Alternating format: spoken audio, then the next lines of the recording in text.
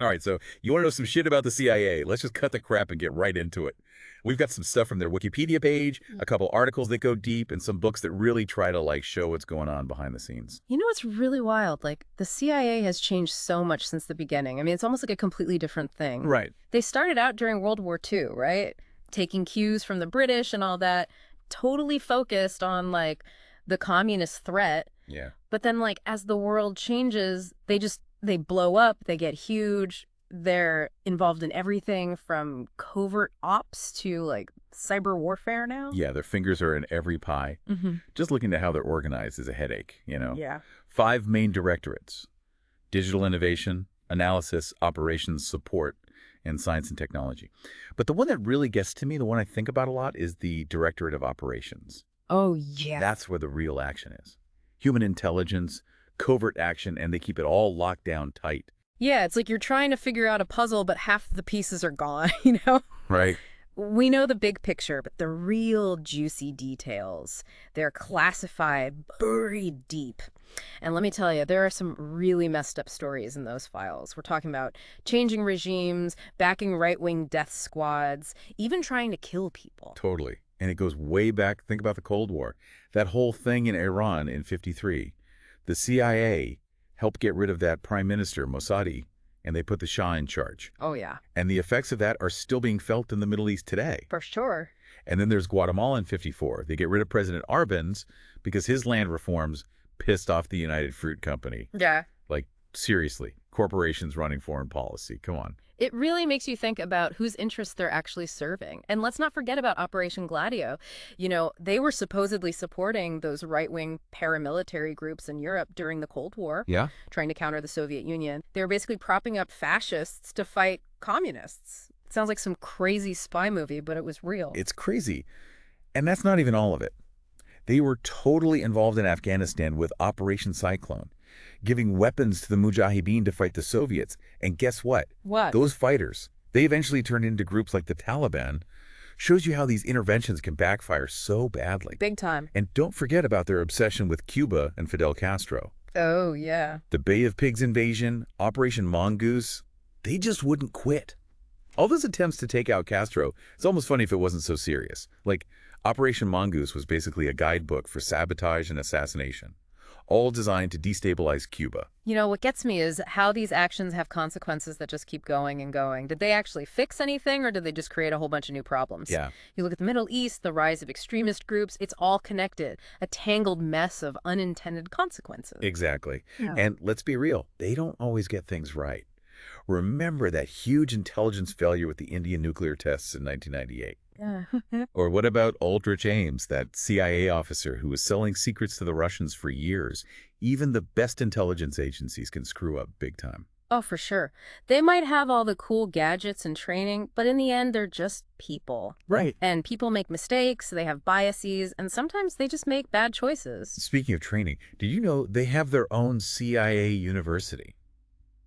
Like a Hogwarts for spies, right? Oh, yeah, yeah. Training new recruits, seasoned officers, all based on the super strict selection methods they used back in the OSS days. There's this book, Assessment of Men, that talks about it. I've heard of that, yeah. Fascinating stuff. Yeah. They're trying to turn these guys into the ultimate intelligence machines. Yeah, and they have these top secret training grounds like Camp Peary, everyone calls it the farm, and the Orrington Training Center. Right. It all adds to that mysterious, secretive vibe, right? But here's the kicker. Their budget is like a black hole. Only the director can spend the money, and they don't have to account for it. We're talking billions of dollars. Totally off the books. I know, right? In 2010, their budget was bigger than all the other intelligence agencies put together. It's crazy. It makes you wonder what they're doing with all that cash. With a budget that size, it's no surprise they're involved all over the world. But with great power comes, the temptation to do some shady shit. Remember that church committee investigation back in the 70s? They exposed Operation CAS, where the CIA was spying on Americans. Oh, man. Anti-war groups, civil rights activists, they were spying on their own citizens. Total Big Brother stuff. Yeah, that's a classic example of the CIA overstepping their boundaries. They're supposed to be focused on foreign intelligence, not snooping on Americans. Right. It's a serious concern, this overreach, and it undermines our civil liberties. Totally. And then the Cold War ends, the Soviet Union collapses, and you'd think the CIA might chill out a bit, scale back their operations, but nope, that's not their style. They just find new targets, terrorists, rogue states, cyber threats. It's like they need an enemy to justify their existence. Right.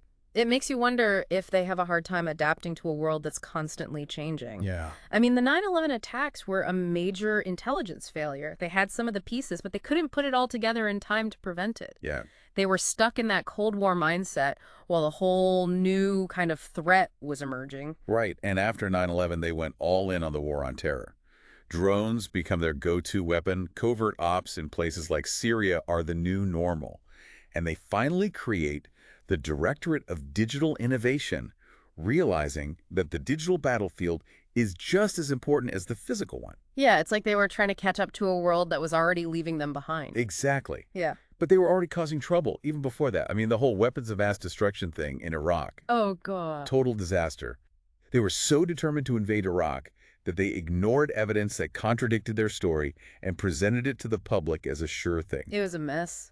They put all their faith in this one source, Curveball, who turned out to be a complete liar. Unbelievable. And don't even get me started on the torture program. Ugh, yeah. Those enhanced interrogation techniques, as they call them. Pure barbarity. Yeah. Waterboarding, sleep deprivation, stress positions. It's sickening. Like something out of a medieval torture chamber. Seriously, what were they thinking? Torture doesn't work, it's immoral, and it's against international law. They threw out the rule book and went rogue. Right. And the crazy thing is it didn't even work. They got a bunch of false confessions and bad intelligence. It's just mind-blowing how they convinced themselves that torture was okay. They lost their moral compass somewhere along the way. And remember Operation CAAS, where they were spying on American citizens in the anti-war movement? Oh, yeah. They infiltrated groups, planted false information, tried to disrupt their activities. Talk about a violation of privacy and free speech. It's a total abuse of power. Mm-hmm. They're supposed to protect us from outside threats, not target their own citizens. It's a slippery slope towards tyranny. Absolutely. And then you've got the Iran-Contra affair, selling arms to Iran to fund the Contras in Nicaragua. Illegal, unconstitutional, and it blew up in their faces. What a disaster. They thought they were above the law, but it backfired spectacularly. And it really hurt America's credibility on the world stage. No kidding. And it's not like they learned from their mistakes, right? Yeah. Remember that fake vaccination program they ran in Pakistan to try and find Osama bin Laden? Oh, man, yeah. That was messed up. They used a local doctor to give out hepatitis B vaccines, hoping to get DNA samples. They really thought they could get away with that. Apparently so. But it backfired big time. It damaged public health efforts and made people distrust legitimate vaccines. All for a chance to catch bin Laden. It was a short-sighted and morally bankrupt operation. Totally. It's like they're stuck in that Cold War mentality, thinking they can manipulate situations without thinking about the long-term consequences. Right. They're so focused on their mission, on achieving their goals, that they lose sight of the bigger picture, the human cost, the ethical implications. Exactly. It all comes down to this culture of secrecy and impunity. They operate in the shadows, accountable to practically no one. Right. They think they're above the law, that they can do whatever they want to protect national security, even if it means breaking the rules, twisting the truth, or violating people's rights. It's a dangerous and disturbing way to operate. Yeah. And it makes you wonder, what should the CIA's role be in today's world? Yeah. The threats have changed, technology has changed, the world is a completely different place than it was during the Cold War. For sure. Does the CIA need a major overhaul to stay relevant and effective? Yeah. Do they need to be reined in? Do we need stronger oversight, more transparency, clearer rules? How do we balance national security with individual liberties in this age of terrorism, cyber warfare, and global instability? These are tough questions, and there are no easy answers. Definitely not. But one thing's for sure, the CIA can't keep operating the way they have been. Nope. They need to adapt, they need to be held accountable, and they need to earn back the trust of the American people. I agree. You know, thinking about all the shady stuff they've done, it makes you wonder if they're really on our side. Are they protecting us, or are they creating more problems than they're solving? It's a valid question. The CIA has this long and complicated history with moments of brilliance and moments of utter failure. Right. And the truth is, we may never know everything they've done, all the secrets they keep, all the lives they've touched, for better or for worse. It's a shadowy world, and we're just getting a glimpse of what's hidden beneath the surface. That's for sure. And there's another layer to this whole CIA mess.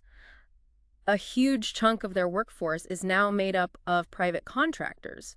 It's like they've outsourced espionage. Yeah, it's like a free-for-all out there. Ex-CIA guys setting up their own private spy shops, cashing in on their shady skills. The lack of oversight is a major concern. Totally. I mean, how do you hold these guys accountable when they're not bound by the same rules as government employees? It's a breeding ground for abuse. And what happens when these contractors get caught doing something dirty? Who takes the fall? The CIA can just wash their hands of it and say, oh, they're not our employees. Exactly. It raises serious questions about transparency and accountability. Congress needs to step up and impose some stricter regulations on these private intelligence firms. It's a wild west out there. Yeah. And the scariest part is we don't even know the full extent of what these guys are up to. It's all hidden in secrecy, operating beyond the reach of the law. And who's to say these contractors aren't playing both sides? Maybe they're working for multiple clients at the same time, even foreign governments. It's a recipe for conflicts of interest and espionage. It's a tangled web, that's for sure. And it's not just the CIA that's relying on these private contractors. The entire intelligence community is increasingly entangled with these private firms. Yeah. It's a trend that's been growing for years, and it doesn't seem to be slowing down. It's like we're moving towards this shadowy world of private spies with little to no accountability. It's a new era of espionage, one that poses serious challenges to national security and democratic values. Makes you wonder if they even know how to deal with a world that's always changing, you know? Yeah. I mean, 9/11. Yeah. Huge intelligence failure. They had bits and pieces but couldn't connect the dots, you know? Right. It's like they were stuck in the past, stuck in that Cold War mindset while this whole new kind of threat was coming up right under their noses. Right. And after 9/11, they just went all in on the war on terror. Drones were the weapon of choice. Covert ops in places like Syria became the norm. Yeah. They even created that Directorate of Digital Innovation, finally realizing, oh shit, the digital world's important too. It's like they were playing catch up in a world that was already way ahead of them. Yeah, let's talk about some of their recent fuck-ups. Okay. The whole weapons of mass destruction in Iraq thing, what a shit show. They were so set on invading Iraq, they ignored anything that didn't fit their story. Right. They cherry-picked intelligence and then sold it to the public as a done deal. They went all in on that one source curveball who turned out to be a total liar. Total liar. And don't even get me started on that torture program. Oh, God. Enhanced interrogation techniques, they call them. Right. It was barbaric, straight up. Yeah. Waterboarding, sleep deprivation, stress positions. It's just disgusting. Stress positions, you know, they're these ways of contorting your body Yeah. to cause pain. Yeah. It's medieval torture chamber shit. Seriously, what the hell were they thinking? Torture doesn't work. It's immoral. It's against international law. They just went rogue. And the irony is it didn't even give them anything useful. Right. They got a bunch of fake confessions and bad intel. It blows my mind how they convinced themselves that torture was okay, like they lost their damn minds. They lost their moral compass somewhere along the way. Yeah. And remember Operation CAOS? Oh, yeah. The one where they were spying on their own citizens? Ooh, yeah. Americans involved in the anti-war movement? Yeah. They were infiltrating these groups, planting false information, trying to screw up their activities. Talk about violating privacy and free speech. It's abuse of power, plain and simple. Their job is to protect us from external threats, not turn against their own people. Right. It's a slippery slope, man. It leads to tyranny. And let's not forget about the Iran-Contra affair. Oh, God, yeah. Selling arms to Iran to fund the Contras in Nicaragua. Illegal, unconstitutional, and it blew up in their faces. This is a clusterfuck. They thought they could operate outside the law, Right. but it backfired big time, and it really hurt America's image around the world. Definitely. And have they even learned anything from these messes? Remember that fake vaccination program in Pakistan? Oh, yeah. Trying to find bin Laden? Yeah. They used a local doctor to give out hepatitis B vaccines, hoping to get DNA samples. Seriously messed up. Damaged public health efforts in the region and made people distrust real vaccination programs. All for a shot at getting bin Laden. Yeah. It was a short-sighted and ethically bankrupt operation. They were so focused on their objective that they completely disregarded the consequences, you know? Yeah. It's like they're still stuck in that Cold War mindset, manipulating situations without thinking about the long-term effects. Right. They're so focused on the mission, on checking off those objectives, that they miss The big picture, the human cost, the ethics of it all. Exactly. And it all boils down to this secrecy and a lack of accountability. Yeah. They operate in the shadows, answering to almost nobody. Right. They think they're above the law, that they can do whatever they deem necessary in the name of national security. Right. Even if it means breaking the rules, bending the truth, violating people's rights, it's a dangerous way of operating. It really is. And it makes you wonder, what role should the CIA even have in the world today? Yeah. The threats have changed. The technology has changed. The world is a totally different place than it was during the Cold War. It is. Do they need a complete overhaul? Should we rein them in? Do we need more transparency, stronger oversight, clearer rules? How do we balance national security with individual liberty in this age of terrorism, cyber warfare, and global instability? Those are the million-dollar questions. No easy answers. Nope. But one thing's for sure. The CIA can't keep operating the way they have been. No way. They need to change, they need to be held accountable, and they need to regain the trust of the American people. Absolutely. Thinking about all the messed up stuff they've done makes you wonder, are they really on our side? Are they protecting us, or are they just creating more problems? It's a fair question. The CIA has this long, complicated history, moments of brilliance and moments of total failure. And the truth is, we may never know the full extent of their activities, all their secrets, all the lives they've affected, for better or worse. It's a shadowy world, and we're only seeing a tiny part of it. And here's another layer to this whole CIA mess. A huge chunk of their workforce is now made up of private contractors. It's like they've outsourced espionage. You've got these ex-CIA guys sitting at their own private spy shops, cashing in on their shady skills. It's a recipe for disaster, if you ask me. Totally. The lack of oversight is a major concern. How do you hold these guys accountable when they're not bound by the same rules as government employees? Exactly. And what happens when these contractors get caught doing some dirty work? Who takes the fall? Right. The CIA can just wash their hands of it and say, oh, those guys, they're not our problem. They're not our employees.